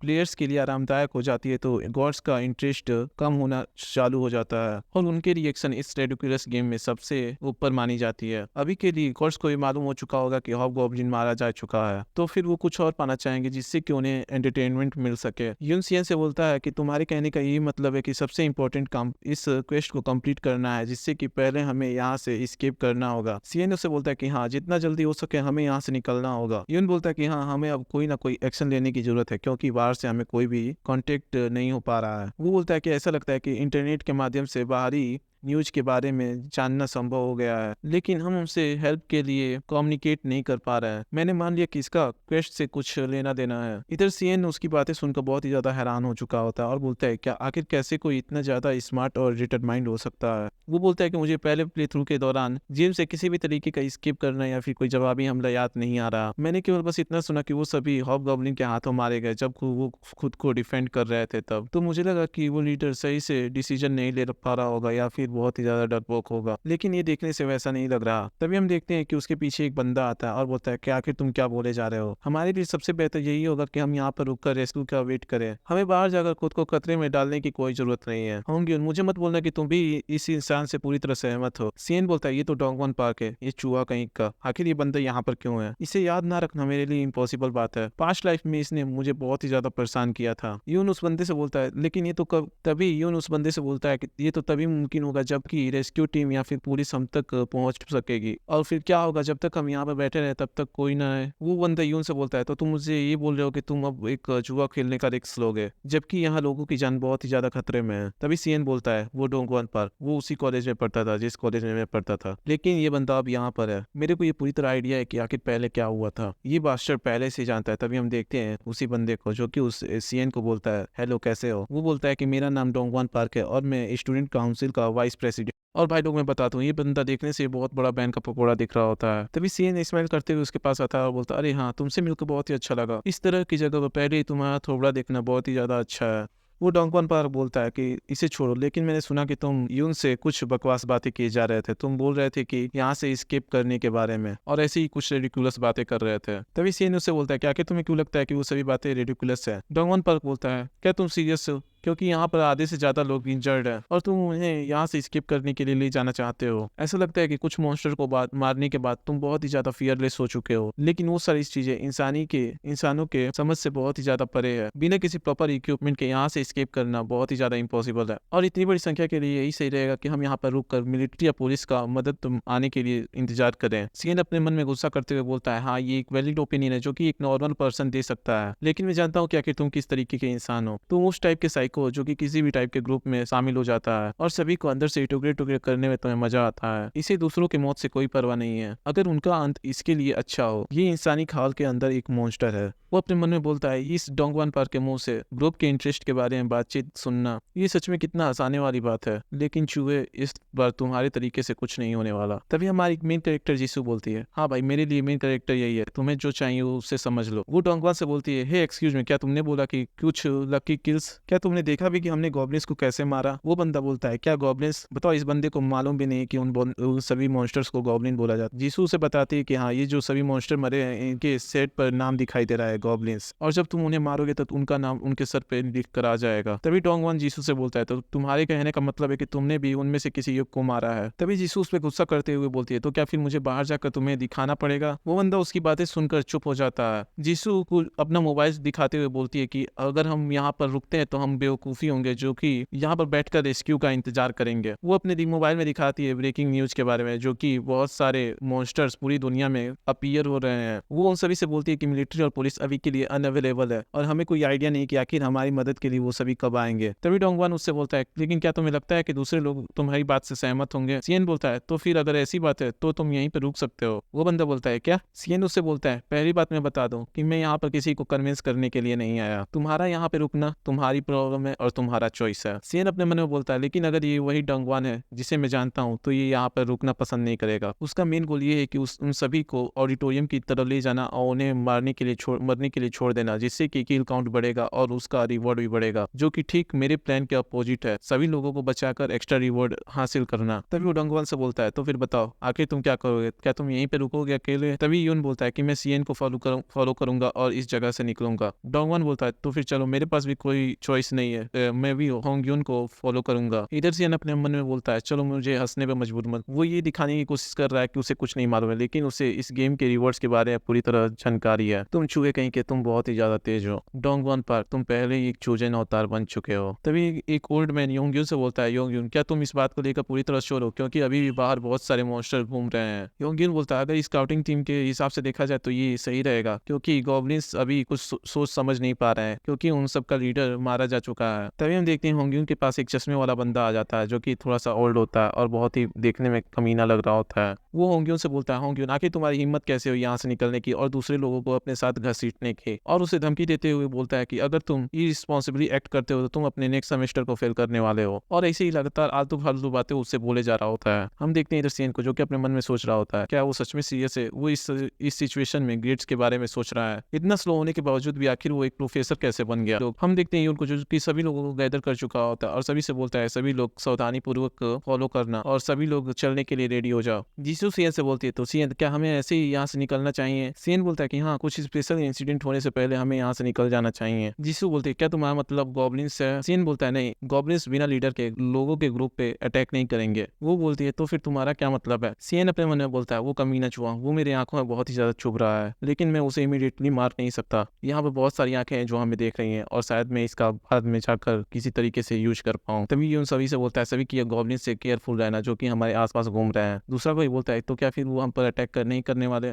यून बोलता है कि हम लोग ठीक रहेंगे अगर हम लोग ऐसे ही झुंड में रहे तो। सीन उसे देख के बोलता है, वो सच में बहुत ही अच्छा कर रहा है, जैसा कि मैंने उसे बोला था। तो फिर मुझे लगता है कि सब कुछ उसी को संभालने देना चाहिए। यून बोलता है, हम लोग लगभग पहुंच चुके हैं, लेकिन थोड़ी देर के लिए और रुक जाओ। हम देखते हैं कि वो सभी कैंपस के एंट्रेंस के पास पहुंच चुके होते हैं। दूसरा बंदा बोलता है कि हम लोग कैंपस के एंट्रेंस तक पहुंच चुके हैं, हमें वो सामने कैंपस का एंट्रेंस दिखाई दे रहा है। मैं उस एंट्रेंस को देखकर आज तक इतना ज्यादा कभी खुश नहीं हुआ। तो फिर क्या हम लोग यहाँ से निकलने वाले हैं। तभी सीएन को एक सिस्टम विंडो शो होता है, जिसमें लिखा होता है कि डिफिकल्टी लेवल अब इंक्रीज होने जा रही है और ये F रैंक से E रैंक में बदली जा रही है और जल्दी सेंटिनल्स दिखाई देना चालू हो जाएंगे। तभी हम देखते हैं एक बहुत तेज का धमाका होता है, जिससे कि अर्थक्वेक आने लगती है। सभी बंदे बोलते हैं कि आखिर ये क्या हुआ, क्या ये कोई अर्थक्वेक है। तभी हम देखते हैं एक बंदे को, जो कि अपने ऊपर की तरफ देख रहा होता है और बोलता है कि आखिर ये क्या है। हम देखते हैं ठीक उसके सामने एक बहुत बड़ा मिनाटोर आगे खड़ा हो गया होता है। मिनाटोर उन्हीं सांड जैसे दिख रहे मॉन्स्टर को बोला जाता है। वो मिनाटोर भी अपना सर झुका के उन्हीं सभी की तरफ देख रहा होता है, क्योंकि उसके सामने सभी ह्यूमंस बहुत ही छोटे दिखाई दे रहे होते हैं। सीएन अपने मन में बोलता है, क्या सच में वो सीरियस है। पहले क्वेस्ट में ही एक मिनाटोर उन सभी ने ऐसे मॉन्स्टर को रिलीज कर दिया है जिसे 15 क्वेस्ट में देखा जाना चाहिए था। एक हॉबगॉब्लिन जैसे हिडन बॉस से किसी न किसी तरीके से निपटा जा सकता है, लेकिन उन सभी ने एक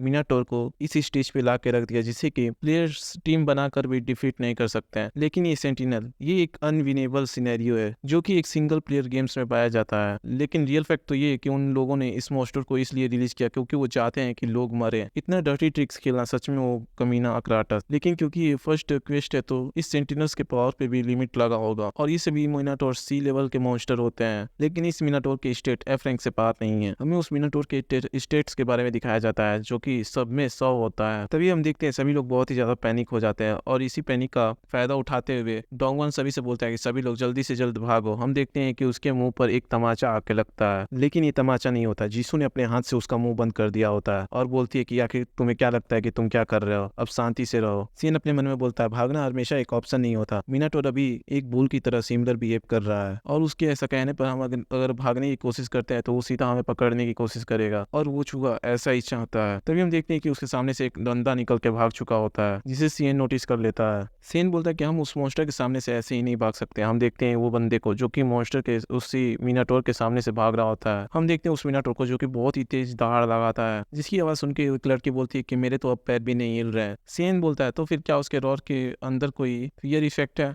इस सिचुएशन में सबसे बेटर यही होगा कि अपने कान बन के खड़े रहो, बल्कि केयरलेसली इधर उधर भागने से अच्छा। तभी हम देखते हैं उसी टीचर को जो कि यून को लगातार धमकाया जा रहा था। हम देखते हैं कि वही भाग रहा होता है। तभी वो मॉन्स्टर अपना पंच बनाते हुए एक जोरदार उसके फेस पे मारता है, जिससे कि आप सभी देख सकते हो कि उसकी क्या हालत हो चुकी है। वहां पर उस प्रोफेसर के टुकड़े भी नहीं दिखाई दे रहे होते हैं। इस सीन को देखकर सभी स्टूडेंट बहुत ही ज्यादा खौफ में आ जाते हैं। वो मॉन्स्टर उसे मारकर बहुत ही तेज से रोर करने लगता है। इधर हम देखते हैं यून बोल रहा होता है कि इसकी हाइट 5 मीटर से अधिक होनी चाहिए। उसने बिना मूव किए और बिना किसी हथियार के सभी को टुकड़ों में बांट डाला वो अपने मन में बोलता है कि आखिर ये डिफिकल्टी लेवल इंक्रीज क्यों हो गया, मुझे भाग कर निकलने का यहाँ से कोई रास्ता नहीं दिख रहा है, नहीं इसके बजाय क्या हमारा भागना सही चॉइस होगा, तो फिर आखिर मैं क्या करूँ। हम देखते हैं इधर सीएन को भी, जो कि चुपचाप खड़ा होकर सभी कुछ देखे जा रहा होता है। तभी सीएन यून से बोलता है किसी एक बंदे को इसके अटेंशन को अपनी तरफ खींचना होगा और ये काम मैं करूंगा एक बेट के तौर पे। यून बोलता है क्या बेट, नहीं सीएन तुम्हें ऐसा करने की कोई जरूरत नहीं है। सीएन उससे बोलता है तो फिर क्या यहाँ पर कोई और है या फिर हम यहाँ पर रहकर खुद को एनारेट होने देंगे। यून अपने मन में बोलता है यहाँ तक कि ऐसी सिचुएशन के सामने भी उसके फेस पे थोड़ी सी भी नर्वसनेस नहीं है और वो बहुत ही नॉर्मली इस सिचुएशन पे रिएक्ट कर रहा है।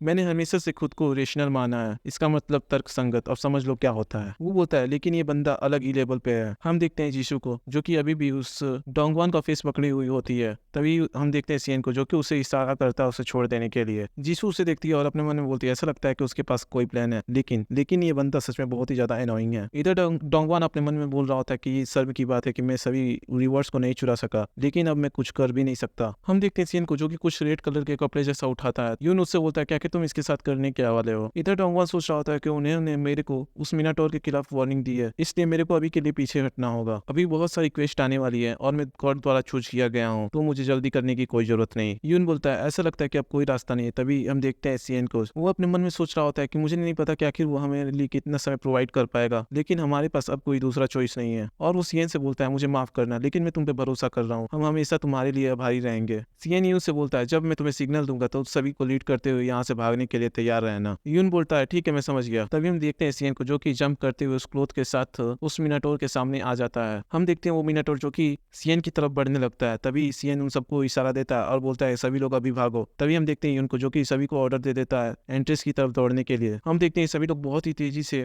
घायल अवस्था एंट्रेंस की तरफ भाग रहे होते हैं। इधर यून सभी को चिल्ला चिल्ला के बोल रहा होता है सभी लोग भागो और पीछे मुड़कर मत देखना। तभी हम देखते हैं यून के लिए नोटिफिकेशन आता है जिसमें लिखा होता है कि आपने कमांडिंग शाउट का एबिलिटी हासिल किया है। और वो अपने मन में सोच रहा है कि सीएन आखिर कैसा कर रहा होगा। हम इधर देखते हैं सीएन को जो कि लगातार उस मोस्टर के अटैक्स को डॉज किए जा रहा होता है और ऐसे डॉज करते देख यून भी बहुत ही ज्यादा हैरान हो जाता है और बोलता है कि क्या आखिर वो उसके अटैक्स कैसे डॉज कर ले रहा है इतनी आसानी से, ये तो सच में बहुत ही ज्यादा इनक्रेडिबल है। वो अपने मन में बोलता है नहीं ये डिस्ट्रैक्ट होने का समय नहीं है और सभी को ऑर्डर्स देता है कि मेन एंट्रेंस की तरह सभी लोग भागो। वो अपने मन में बोलता है जब मैं एंट्रेंस से बाहर निकल जाऊंगा तब मैं इसके बारे में दोबारा सोचूंगा। तभी उन सभी को उनका सिस्टम विंडो शो होता है जिसमें लिखा होता है कि आपने अपने फर्स्ट मेन क्वेस्ट को कंप्लीट कर लिया है और आपकी अचीवमेंट रैंकिंग गोल्ड टियर की है। आप सभी के रिवॉर्ड्स को जल्दी डिस्ट्रीब्यूट कर दिया जाएगा। हम देखते हैं वो सभी एंट्रेंस को पास करके बाहर आ चुके होते हैं। इधर यून बहुत ही ज्यादा थक चुका होता है और बोलता है फाइनली हम लोगों ने कर लिया, हम लोग जिंदा बच चुके हैं। वो सभी से बोलता है तो फिर क्या सभी लोग सही हैं? सभी लोग अपने आसपास के लोगों को देखें कि आखिर वो लोग उनका हालत कैसा है। वो अपने मन में बोलता है तो फिर ऐसा लगता है कि सब कोई सही है, तो फिर मुझे वापस जाना चाहिए और सीएन की मदद करनी चाहिए भागने के लिए। तभी हम देखते हैं यून को जो कि एंटर करने के लिए वो एंट्रेंस के गेट पे आ जाता है, लेकिन वहां पर एक बैरियर लगा होता है जिससे वो पास नहीं कर पाता। वो बोलता है क्या वो सभी रोक रहे हैं अपने प्रीवियस स्टेज में दोबारा वापस जाने से। वो सीएन को आवाज लगाता है सीएन हम लोग फाइनली सेफली तरीके से यहाँ तक पहुंच चुके हैं, तो तुम भी वापस आ जाओ। सीएन उसे देखता है और बोलता है अच्छा ठीक है। हम देखते हैं तभी उतनी देर में उसका ध्यान किसी और तरफ चला जाता है जिसकी वजह से वो मिनाटोर ठीक उसके शरीर पे बहुत तेज का पंच मार देता है, जिसे देखकर यून बहुत ही ज्यादा घबरा चुका होता है। तभी हम देखते हैं सीएन को जो कि दीवार के पास जाकर जोर से टकराता है, जिसे देखकर बाकी सारे लोग बहुत ही ज़्यादा हैरान हो चुके होते हैं और बहुत ही ज़्यादा डर चुके होते हैं। बोल रहे होते हैं कि नहीं ऐसा नहीं होना चाहिए था। इधर ही उन अपने मन में बोल रहा होता है कि मुझे माफ़ करना सीएन, हम तुम्हारी सेक्रीफाइस को ऐसे ही जाया नहीं जाने देंगे और इसके लिए मैं तुमसे ये प्रॉमिस करता हूँ। और वो रोते हुए भी जीसू से भी माफ़ी मांग रहा होता है। हम देखते हैं जीसू को जो कि अभी भी चुपचाप खड़ी हुई होती है और कोई रिएक्शन नहीं दे रही होती। इधर सीएन अपने मन में बोल रहा होता है कि मैं अपने पास्ट लाइफ में उतना ज़्यादा भी अच्छा बंदा नहीं था। अगर ठीक से बोला जाए तो मैं बहुत ही बड़ा सेल्फिश इंसान था जो कि अब तक चेंज नहीं हुआ। तो फिर शायद मुझे इसीलिए अजीब फील हो रहा है क्योंकि होंग्युन ने मुझे थैंक्स बोला, लेकिन मुझे लगता है कि ये उतना भी ज़्यादा खराब नहीं है। और एक बहुत ही क्रीपी सी स्माइल देता है। तभी हम देखते हैं कि उन मलबों में बहुत बड़ा रिएक्शन होता है और उन्हीं मलबों में से सीएन बाहर निकल के आता है और अपने हाथों को स्ट्रेच करने लगता है। वो बोलता है कि मैं अपने पास्ट लाइफ में बहुत ही ज्यादा वीक था और वहाँ पे बहुत सारे ऐसे लोग थे जो कि मेरे से भी बहुत ही ज्यादा टैलेंटेड थे और केवल जिंदा रहने के लिए मैं बहुत ही ज्यादा कोल्ड और सेल्फिश बन गया। लेकिन आखिर उसका अंत कैसा हुआ? अगर तुम जीत भी जाते हो तो ये तुम्हारे लिए पूरी तरह पॉइंटलेस है अगर तुम अकेले बचे रहो तो। दोबारा वापस आने के बाद मुझे पता चला कि दूसरे रास्ते को फॉलो करना उतना ज्यादा बैड चॉइस नहीं है।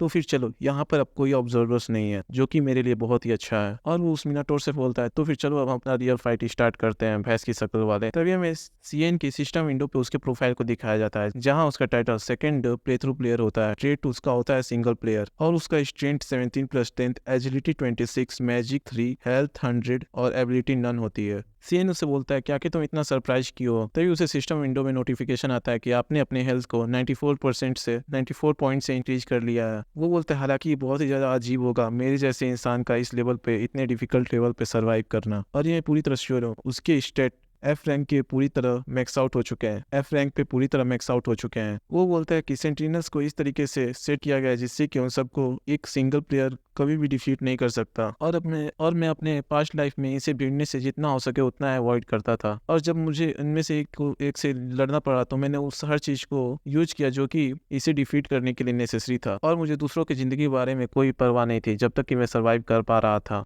लेकिन इस बार मैं सब कुछ वैसे नहीं होने देने वाला हूँ। हम देखते हैं सीएन को जो कि गुस्सा होते हुए उस मिनाटोर पे अटैक कर देता है और जाके उसका हॉर्न्स को पकड़ लेता है अपने दोनों हाथों से। तभी हम देखते हैं कि उसे नोटिफिकेशन आता है जिसमें लिखा होता है कि आपने अपने स्ट्रेंथ को 83 पॉइंट से इंक्रीज कर लिया है अपने पॉइंट्स को एक्सचेंज करके, और आप अपने स्ट्रेंथ के मैक्सिमम लिमिट तक पहुंच चुके हैं। अब आप अपने स्ट्रेंथ पे अपने पॉइंट्स को स्पेंड नहीं कर सकते हैं। सीएन बोलता है तो फिर अब ये पूरी तरह बैलेंस हो चुका है, क्योंकि उस मिनाटोर का भी स्ट्रेंथ 100 था और सीएन का भी अभी स्ट्रेंथ 100 हो चुका है, तो ये इक्वल बात हुई। तभी हम देखते हैं सीएन हॉबगॉब्लिन का ग्रीडल इक्विप कर लेता है जिससे कि उसके स्ट्रेंथ के 10 प्लस हो जाते हैं। सीएन उससे बोलता है चलो अब देखते हैं, तुमने मुझे दीवार पे हिट किया था ना। तभी हम देखते हैं कि वो अपने हाथ की ग्रिप को और भी ज्यादा टाइट करते हुए उसके हॉर्न को तोड़ डालता है और बोलता है कि आखिर इसके बारे में क्या मजा आ गया तुम्हें, तुम चाहे जितना भी ज्यादा स्ट्रगल कर दो मैं फिर भी तुमसे बहुत ही ज्यादा स्ट्रॉन्गर हूँ। वो बोलता है कि मैं अपने पास में ऐसा कुछ करने का बिल्कुल काबिल नहीं था। वो बोलता है कि मैं एक बहुत ही बड़ा स्वार्थी प्लेयर हुआ करता था और नॉर्मल प्लेयर्स और टैलेंटेड प्लेयर्स के बीच केवल अकेला खेला करता था, बिल्कुल एक साधारण इंसान की तरह। और ऐसा कुछ करना उस तरीके के इंसान के लिए पूरी तरह इम्पॉसिबल है। लेकिन इस बार अब मेरे पास वो हर चीज है जो कि मुझे चाहिए। हम देखते हैं कि उड़कर एक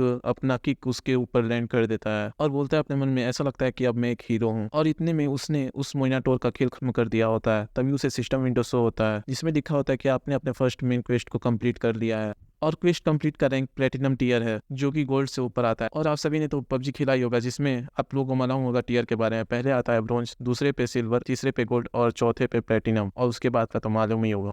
उससे बताया जाता है कि आपका रिवॉर्ड जल्दी डिस्ट्रीब्यूट कर दिया जाएगा। सीएन बोलता है मैंने उन सबके भागने में मदद की और एक चारे के रूप में अच्छा काम किया। उस हिडन बॉस और इस सेंटिनल को मारने से मुझे केवल प्लेटिनम रैंक ही मिला। मुझे मालूम है कि प्लेटिनम हाईएस्ट रैंक है, लेकिन ये अभी भी डिसअपॉइंटिंग है। मुझे आश्चर्य है कि आखिर रिवॉर्ड्स क्या होंगे। एक वेपन अच्छा होगा क्योंकि मेरे पास अभी कुछ भी नहीं है यूज करने के लिए, या फिर शायद कोई यूजफुल एबिलिटीज। चलो छोड़ो, कुछ भी मेरे लिए सही होगा, केवल खाने वाली चीजें और एक्सपीरियंस पॉइंट को छोड़कर। तभी हम देखते हैं कि वो एंट्रेंस गेट से बाहर निकल जाता है। हम देखते हैं कि जीसू वहीं पर अभी एंट्रेंस गेट पे बैठी हुई होती है, जिसे देखकर सीएन उससे बोलता है कि जीशु आखिर तुम अभी यहाँ पर क्या कर रही हो, मुझे लगा था कि तुम दूसरे लोगों को फॉलो करोगे। ओह, तो क्या तुम्हें मेरे बारे में चिंता थी। जीशु अपना सिस्टम विंडो ओपन करते हुए बोलती है कि नहीं, ऐसी कोई बात नहीं है। जब से हमने पार्टी फॉर्म की है कि तब से मैं तुम्हारे हेल्थ को मॉनिटर कर रही हूँ और उसमें कोई भी बदलाव नहीं आया। और जब तुम्हें उस मिनाटोर से हिट लगा था तब भी तुम्हारे हेल्थ में कोई भी चेंजेस नहीं आया, तो मैंने फिगर आउट कर लिया कि तुम बस केवल नाटक कर रहे हो। ऐसा लगता है कि तुम्हें किसी के सामने शो ऑफ करना पसंद नहीं है। सीएन बोलता है वेल तुमने सही कहा। वो उससे पूछती है कि तो फिर क्या तुमने मिनाटोर को डिफीट कर लिया, तो फिर आखिर तुमने कौन सी रैंकिंग रिसीव की। सीएन बोलता है प्लेटिनम। जीसू बोलती है वाह, जैसा कि मैंने एक्सपेक्ट किया था। सीएन उससे बोलता है कि आखिर तुमने कौन सा रैंक अचीव किया। वो बोलती है कि मुझे गोल्ड मिला। वो बोलता है गोल्ड भी बहुत ही अच्छा है। जीसू बोलती है ऐसा है क्या। गोल्ड रैंक को हाईएस्ट टीयर के तौर पे कंसीडर किया जाता है, लेकिन प्लेटिनम एक अलग ही लेवल पे होता है। और मैं बता दूं इसमें भी रैंकिंग सिस्टम सेम है हमारे पबजी की तरफ। पहले आता है ब्रॉन्ज, सिल्वर, फिर गोल्ड, फिर प्लेटिनम। तभी हम देखते हैं सीएन का नोटिफिकेशन विंडो पॉपअप होता है। उसमें लिखा होता है कि आपके रिवॉर्ड्स को डिस्ट्रीब्यूट कर दिया गया है। आपको नए अचीवमेंट्स मिले हैं, जैसे कि आपने सेंटिनल को डिफीट किया, आपने हिडन बॉस को डिफीट किया और सेल्फ सेक्रीफाइस। सीएन अपने मन में बोलता है सेल्फ सेक्रीफाइस आखिर ये क्या है, मैं तो अभी भी जिंदा हूँ। तभी वो सेकंड विंडो स्वाइप करता है। उसमें लिखा होता है कि आपने एडेप्टिव और कैलकम रिवॉर्ड गेन किया है, और आपने फाइनल और अपग्रेडेबल की एबिलिटी हासिल की है, और आपने रीजनरेशन की भी एबिलिटी हासिल की है, साथ ही साथ 1000 पॉइंट भी। सीएन अपने सभी रिवॉर्ड्स को देखकर बहुत ही ज्यादा खुश हो रहा होता है और बोलता है सच में तो बहुत ही ज्यादा अच्छे रिवॉर्ड्स है, और ये एडेप्टिव और कैलकम वाह। लेकिन फिर से आखिर ये है क्या। मुझे यकीन नहीं हो रहा है कि उन्होंने मुझे 2 अपग्रेडेबल एबिलिटीज दी है जिससे पाना बहुत ही ज्यादा मुश्किल है। मुझे लगता है कि ये बोनस होगा उन मॉन्स्टर को हंट करने का। मुझे लगता है कि एक सेंटिनल को डिफीट करने वाला मैं इस दुनिया में पहला हूँ। चलो फिर भी ये एबिलिटीज ठीक है, लेकिन ये उतनी सेलेस्टियल स्लेयर जितनी अच्छी नहीं है। तभी यीशु से बोलती है, तो फिर सीन, क्या तुमने अपने सभी रिवॉर्ड्स को चेक कर लिया और क्या तुमने सेकंड मेन क्वेस्ट के बारे में मैसेज देखा? वो बोलता है कि अरे हाँ, ये अभी अभी मुझे आया। हमें सेकंड क्वेस्ट दिखाया जाता है जिसपे लिखा जाता है journey towards the world tower. मैं इसमें लोम लेम नहीं बोल रहा हूँ क्योंकि थोड़ा अजीब लग रहा है बोलने में, लेकिन भाई लोग फिर भी बोलना पड़ेगा क्योंकि इसमें बार बार रिपीट हो रहा है। इस क्वेस्ट में बताया जाता है कि आप अपना फर्स्ट क्वेस्ट कंप्लीट करते ही अपना पहला कदम ले लिया है। अब आपको उन सभी मॉन्स्टर्स और बॉस मॉन्स्टर को डिफीट करना होगा जो कि लोम वर्ल्ड को पूरी तरह ऑक्यूपाई कर लिया है, जिसका डिफिकल्टी लेवल सी है और टाइम लिमिट 14 डेज है। सीएन अपने मन में बोलता है ये तो सेम वैसा एक क्वेस्ट है जो कि मेरे प्रीवियस प्ले थ्रू में था। तभी सीएन जीसू से बोलता है, तो फिर क्या सभी लोग लोम वर्ल्ड टावर की तरफ जा रहे हैं? वो बोलते हैं कि हाँ। सीएन बोलता है, तो फिर आगे तुम उनके साथ क्यों नहीं गई? अगर तुम्हारा प्लान था मेरा इंतजार करने का तो तुम वहां पे जाकर मेरा इंतजार कर सकती थी। जीसू बोलते हैं कि मुझे भीड़ भाड़ वाली जगह पसंद नहीं है, और उससे भी ज्यादा वो इंसान, वो डोंगवान पार्क, वो मुझे बहुत ही ज्यादा गुस्सा दिलाता है। सीएन बोलता है, क्या गुस्सा? आखिर वो क्यों? वो बोलती है वो बहुत ही ज्यादा चालू इंसान है। सीएन बोलता है, क्या चालू? वो अपने मन में सोचता है कि क्या इसने पहले ही उसके बारे में फिगर आउट कर लिया? इसे मैं जितनी बार देखते जा रहा हूँ इसका टैलेंट और भी ज्यादा इंप्रेसिव होते जा रहा है, ये मानते हुए कि उसके पास सेलेस्टियल स्लेयर भी है। यदि वे अपनी पिछली लाइफ में जल्दी नहीं मरती तो वो एक बहुत ही बड़ी फेमस प्लेयर होती, या तो एक फेमस हीरो या फिर एक फेमस विलन के रूप में। जीसू से पूछते तो क्या हमें भी सीधे एकदम लोन टावर की तरफ चलना चाहिए? और भाई लोग कोई मत बोलना कि तुम गलत प्रोनाउंस कर रहे हो, मुझे जो सही लग रहा है मैं वैसे ही बोल दे रहा हूँ। सीएन बोलता है, नहीं, हमें कुछ देर रुक के चलना चाहिए क्योंकि इसका टाइम लिमिट 2 वीक्स है। लेकिन अगर देखा जाए तो यहाँ पर जीसू सभी मामले में सबसे अलग रही होगी, लेकिन यहाँ पर कोई भी ऑब्जर्वर दिखाई नहीं दे रहा। तभी वो जीसू से बोलता है, हे जीसू, मेरे पास एक क्वेश्चन है, क्या तुम एक